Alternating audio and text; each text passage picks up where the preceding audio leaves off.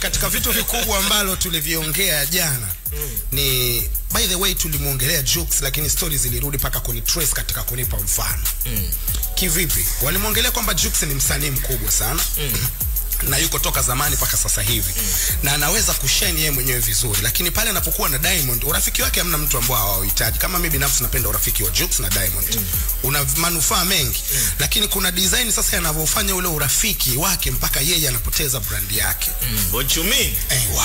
Kwa mfano, tukiongelea Trace pale ambapo Trace walikuwa pale The Mora Hotel. Walipokuepo pale ndani, the way ambavyo ilikuepo, yani kokote ambapo Diamond yupo na Jux yupo. Kwa ina maana hiyo alokuwa ana stand pale ni Diamond. Diamond utamkuta yuko mwenyewe na dancer 50 nyuma na Jux yuko pale, na bado Jux atakuwa yuko kama mstari wa 2 au wa 3 nyuma. Yaani kwa ile gang la Diamond na Jux naye yupo nyuma yake. Kwa yeye anashindwa ku stand alone kuonekana kwamba Jux sasa na yeye anaingia. Jux sasa na yeye anafanyaje? Kama unakumbuka ukifuatilia habari za Trace.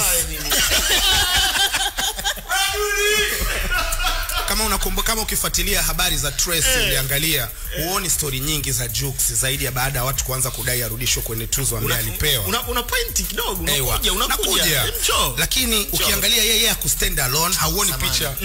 Engine uliniambia nilivaa hii headphone vizuri. Yaani hapo ndo unasikia historia. Naelewa sasa. Kwa nini unavaa headphone? Sasa naelewa, sasa naisikia historia. Umevaa headphone vizuri. Unajua mimi ni mtu wa mitandao.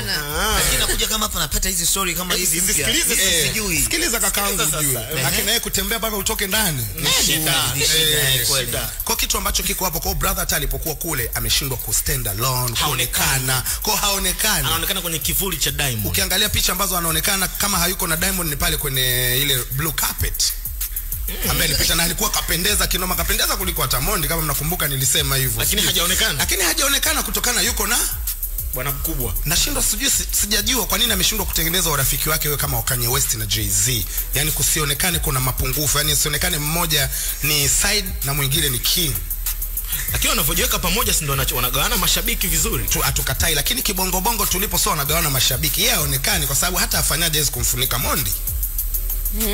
Sijui umenielewa Kwa hiyo kilichokuepo pale yeye haonekani, inaonekana tu ile ni substitute. So you can't shine. You shine.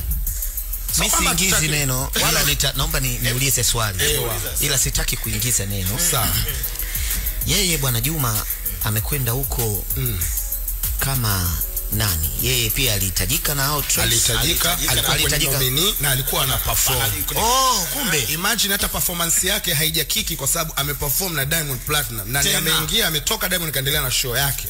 Kumbe mimi mshamba bwana kuangalia hii mitandao sasa. Lakini umenielewa the way ambavyo umesikia. Kwa kinachotokea hapo ni kwamba sio kwamba urafiki ni mbaya, ila yeye anavyokuwa tu attached kwenye matukio makubwa, yeye anakuwa haonekani. I say.